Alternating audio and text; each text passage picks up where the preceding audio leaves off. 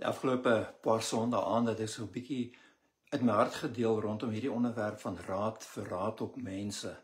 Want die situasie is dat so baie mense sit met hierdie gevoel van ek sien nie kans vir môre nie, ek glo nie as ek het 'n toekoms nie, ek weet nie wat ek gaan doen nie. En God se woord bring vir ons pragtige bemoediging en riglyne wanneer ons in so 'n situasie is soos hierdie. So ek praat oor die lewe van Elisa, die profeet Elisa in die Ou Testament, en ja, daar's soveel mooi dinge wat ons kan leer wat ons regtig bemoedig. Hoeveel mense sukkel net nie met hierdie gevoel van hooploosheid. Die Center for Disease Control and Prevention in die FSA het in 2023 omvattende studie onder tieners gedoen, en hulle bevinding was regtig kommerwekkend geweest, waar hulle aantoon dat meer as 'n kwart van die Amerikaanse tieners het swak geestesgesondheid ervaar, en ongeveer 40% het aanhoudend hartseer gevoel en het hooploos gevoel. Geweldige persentasie van tieners het hierdie gevoel van ek sien nie kans vir môre nie. 20% van hulle het gesê hulle het ernstig oorweeg om selfmoord te pleeg, en 10% van hulle het erken dat hulle probeer het. Die statistiek vir Australië is baie dieselfde as die Amerikaanse. Nou ek ken nie die Suid-Afrikaanse statistiek of van Nieu-Seeland in hierdie stadium nie, maar dit is baie dieselfde, glo ek, dat ons jong mense sukkel, maar dit is nie net ons jong mense nie, maar soveel volwassenes sukkel met hierdie gevoel van ek weet nie waarheen, ek weet nie wat om te doen nie, en ek het net die hoop dat dinge beter sal gaan in my lewe nie. Maar as ons gaan kyk na die lewe van die profeet Elisa, dan sien ons dinge kan beter wees. Ons leer sulke kosbare waarhede by Elisa. Vandag wil ek so 'n bietjie stil staan by 2 Konings, die 6de hoofstuk, en daarvan af vers 8 tot en met vers 23, en ek gaan vir ons lees uit die Nuwe Lewende Vertaling.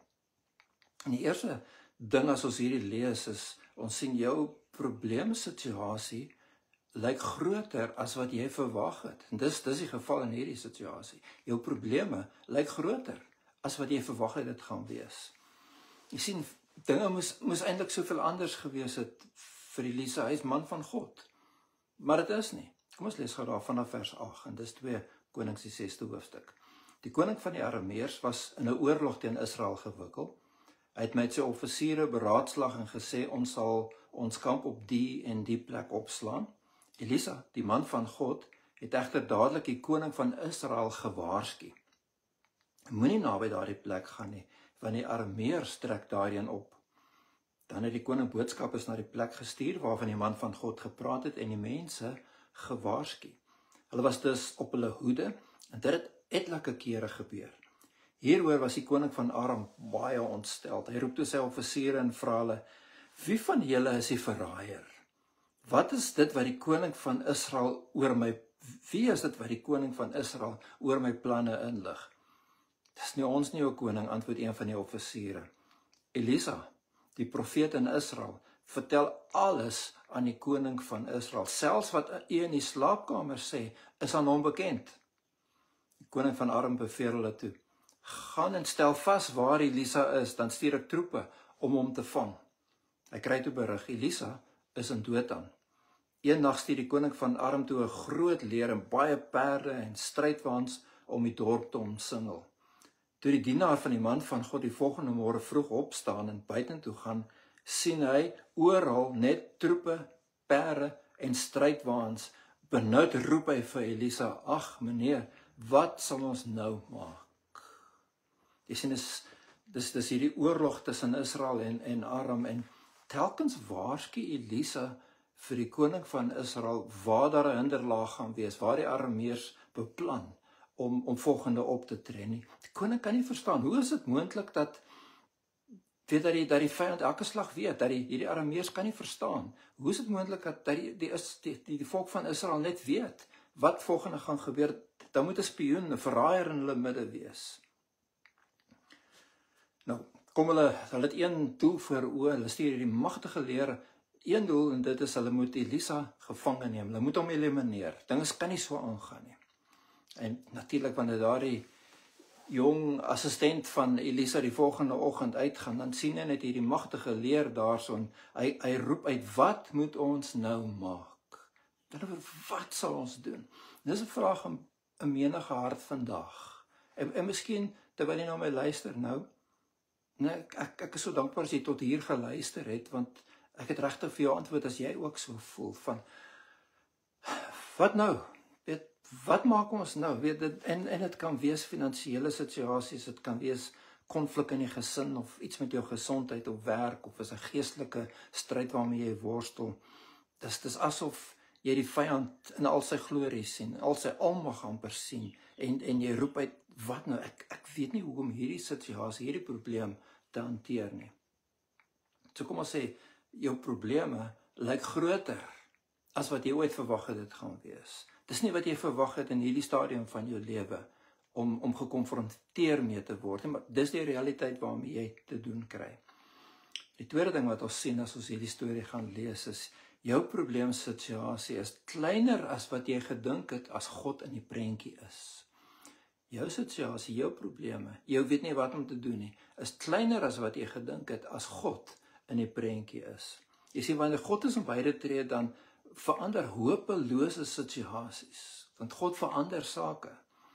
Hoor wat sê Elisa vers 16, moenie bang wees nie, sê Elisa vir hom, daar is meer aan ons kant as aan hulle kant. Toe bid Elisa, Here, maak tog sy oë oop, sodat hy kan sien. Here, maak sy oë oop, dat hy kan sien. Help vir hom, Here, om in die geestesdimensie te kan sien wat werklik aan die gang is. Die Here het die dienaar se oë oopgemaak, en toe hy opkyk, sien hy dat daar baie perde en strydwaans van vuur op die heuwels rondom Elisa was.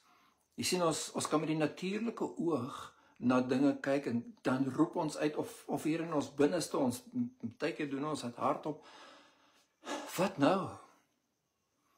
Elisa kyk verby al die soldate en die perde en die strydwaans en wat hulle ook al het. Hy kyk verder as dit. Kyk verder as die probleem, en hy sien die onsigbare werklikheid, en dis van God se teenwoordigheid in daardie situasie. God is daar, en dit maak die verskil. God maak die verskil.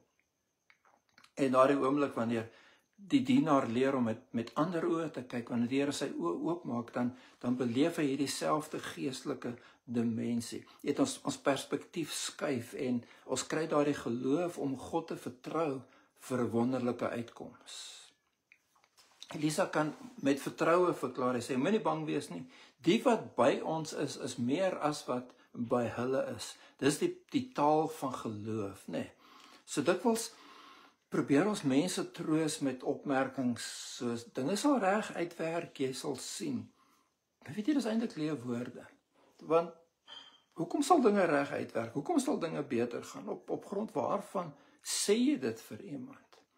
Maar Elisa kan dit sê, want hy daardie vertroue, daardie versekering, dat God hulle gaan help. Dis daardie God-faktor, wat die verskil in ons hopeloosheid maak. Jy sien, en die hulp is klaar daar, God is daar. God is gereed om te help. Dit is maar net so, God het onsigbare maniere, vir ons onsigbare maniere om te werk. Hy wag het ons om innooi in daardie situasie. En die Here hoef net 'n woord te spreek, en ontelbare engele kan onmiddellik na daardie situasie, na jou situasie kom en die verskil maak. En dis wat ons hier sal sien. Nou Hebreërs 1 vers 14 sê vir ons, die engele is tog maar net diensknegte, hulle is geestelike wesens, wat God uitstuur in belang van daardie mense wat verlos gaan word.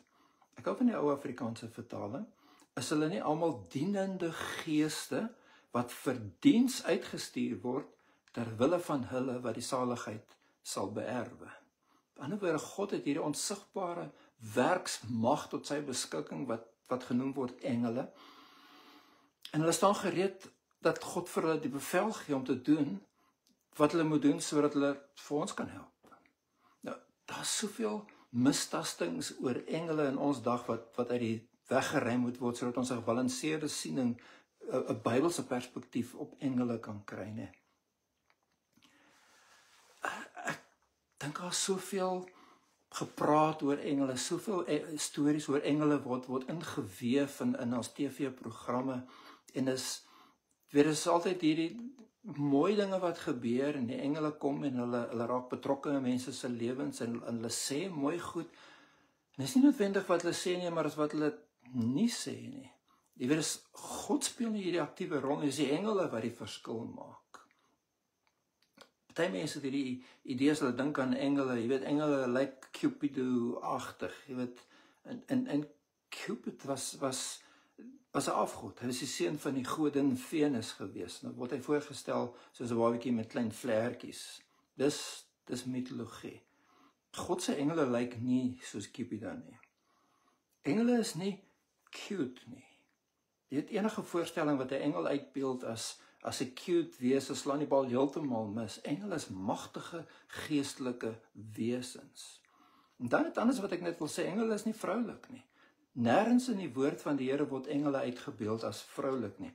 Maar in vandag se tyd, veral in jou nieuwheidskringe en baie van hierdie storieetjies wat 'n mens dan nou hoor, kom 'n engel dan as 'n vrou, as 'n vroulike wese na vore. So, wat sê God se woord oor engele? En ons kan baie oor praat. Wat belangrik is, dink ek, binne die konteks van waaroor ons vanaand hierso besig is om te praat, is engele is deur God geskape om sy wil uit te voer. En wanneer hulle dit doen, kry God altyd die eer. En engele tree altyd op in lyn met God se woord, nooit buite God se woord nie. So as 'n engel kom met 'n boodskap wat in stryd is met God se woord, is dit nie 'n engel van God nie, dis 'n engel uit die duisternis uit. Dink dat ons baie duidelik sal wees daaroor. Selfs 'n baie mooi sentimentele storie oor engele wat in stryd is met God se woord, wat nie aan God die eer gee nie, is eintlik besig om die aandag weg te vat van die waarheid af. Die waarheid van God se wil in daardie situasie. As God nie die eer kry nie, kom ons los daai engele maar uit, want dis eintlik maar net 'n valse boodskap wat besig is om na vore te kom. Wat ons wel weet, en ek dink dis vir ons eintlik genoeg om te weet, engele is dienende geeste in diens van God om God se kinders te help. Baie belangrik dat ons hierso sal sien ook, dis altyd God wat die inisiatief neem om 'n engel te stuur. Ek en jy is aan die ontvangkant. Ons initieer nie die hulp van engele nie. Ons bid nie tot engele nie. Ons steun nie op engele vir aanmoediging en krag en wysheid en leiding nie. Engele kan nooit die rol van die Heilige Gees vervul in ons lewens nie. Jy weet, ons bely nie die genade van ons Here Jesus Christus en die liefde van God ons Vader en die gemeenskap van die heilige engele is met ons nie. En tog is dit asof mense gryp daarna, jy weet, hulle wil engele beveel om dinge te doen in die naam van Jesus. Hulle hoop is eintlik maar gevestig op engele en wat engele vir hulle moet doen. Dan mis ons weer die boodskap dienende geeste in diens van God ter wille van God se kinders. Wat waar is, en dis wat vir ons hoop gee in die moeilikste situasies. Dis wat maak dat ons probleme kleiner is as wat ons regtig dink, is God het magtige engele om sy opdragte uit te voer en hopelose situasies te verander. God het 'n manier om jou situasie om te keer. En ek en jy het nog nooit eens gedink daaraan nie.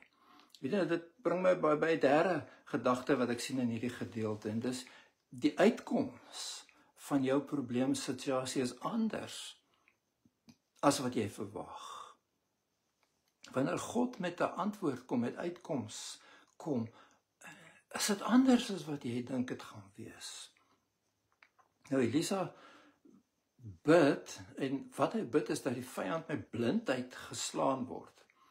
En dan lei hulle na Samaria, nou Samaria is die hoofstad, en dan weer daar word hulle oë oopgemaak en skielik besef hulle waar hulle is, hulle staan voor die koning van Israel. Ons lees daar vers 18. Toe die Arameese leer nader kom, bid Elisa, Here, slaan hulle tog met blindheid. Ek dink ons sou graag in baie situasies waar jy die storie moet daar eindig. Here, oordeel hulle. Verwyder hulle. Dis nie wat hier gebeur nie. Die Here het gedoen soos Elisa gevra het. Elisa sê toe vir hulle, julle is op die verkeerde pad. Dis ook nie die regte stad nie. Volg my en ek sal julle neem na die man vir wie julle soek. So het hy hulle na Samaria toe gelei. Net toe hulle Samaria binne gaan, bid Elisa, Here, laat hulle weer sien. Die Here het hulle oë oopgemaak en toe hulle opkyk, is hulle binne in Samaria. Nou as jy ooit 'n episode van The Amazing Race op televisie gesien het, dan dink ek gaan jy hierso ietsie verstaan. Nou, in The Amazing Race het die deelnemers geen idee waar hulle volgende gaan wees nie. So baie keer na ver af kontinente word hulle geneem en hulle weet nie waarna toe hulle gaan nie, en dan wanneer hulle land in daardie land, is hulle geblinddoek. Hulle word gelei na 'n sekere plek in daai land waar hulle is. Die blinddoek word afgehaal en hulle weet nie eens waar hulle is nie. Baie keer is die verrassing vir hulle baie groot. Nou moet hulle uitvind waar hulle is. Kan jy dink hoe hierdie soldate moes gevoel het toe hulle skielik weer kan sien en hulle is in die vyand se hoofstad by die koning wat eintlik die een is wat hulle groot vyand is. Toe die koning van Israel hulle sien, roep hy vir Elisa, moet ek hulle doodmaak, my vader, moet ek hulle doodmaak. Jy sien, dis die natuurlike instink wat ons het wanneer dit kom by ons vyande, by mense wat ons te nakom, nee, so wil hulle net uit die weg uitruim. Natuurlik nie, sê Elisa vir hom. Wie het gesê, die storie eindig anders as wat die mense verwag het. Anders as ek en jy die storie moes geskryf het, nee. Natuurlik nie, sê Elisa vir hom, maak jy die krygsgevangenes dood wat jy met jou swaard en boog gevang het? Geef hulle kos en iets om te drink, sodat hulle kan teruggaan na hulle koning toe. Die koning het 'n groot fees vir hulle voorgesit en hulle toe teruggestuur na hulle koning toe. Daarna het die Arameese plunderaars nie weer die land Israel binnegeval nie, in elk geval nie vir baie lang tyd nie. So wat 'n verrassing.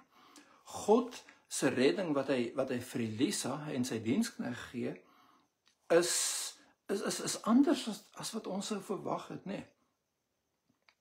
God se redding gaan nie oor die vernietiging van die vyand nie. Dis 'n daad van genade wat Elisa aan hulle bewys. Maar daar's hierdie pragtige gevolg daarvan. Omdat hulle lewens gespaar word, gaan hulle terug met 'n getuienis. Dis wat die man van God gedoen het, dis wat die koning gedoen het. Hulle was goed vir ons gewees, hulle het ons kos gegee en hulle het ons weggestuur. En die Arameërs hou op om Israel binne te val. Jy sien, daar's 'n groter prentjie aan die gang in die lewe as net my en jou smart, jou en my seerkry en dinge waarmee ons besig is. En baie keer verstaan ons nie waarmee die Here besig is nie, maar God is besig met sy plan. Nou vir die ruk daarna geniet die volk van die Here vrede. Daar's 'n tyd wat volg waar daar groot politieke veranderings kom, as jy nou mooi na die geskiedenis gaan kyk. Maar die les vir ons hierin is, God het 'n groter plan vir hierdie wêreld as wat ons ken. Maar midde in dit alles sal hy vir ons sorg. Is hy besig om sy koninkryk na hierdie wêreld te laat kom. Kan ek vir jou sê, moenie met haat in jou hart leef teenoor die persone wat jou lewe ondraaglik maak nie. Ek weet dis 'n natuurlike reaksie. Jesus het vir ons anders geleer. Jy weet, ons moet besef dat die mense wat ons te nakom is eintlik maar net pionne van die vyand. Maar Jesus leer vir ons. En dis in Lukas 6 vers 27 en 28. Maar as julle gewillig is om te luister, sê ek, julle moet julle vyande lief hê. Doen goed aan die wat julle haat. Seën die wat julle vervloek. Bid vir hulle wat julle seer maak. Hoe seën 'n mens iemand?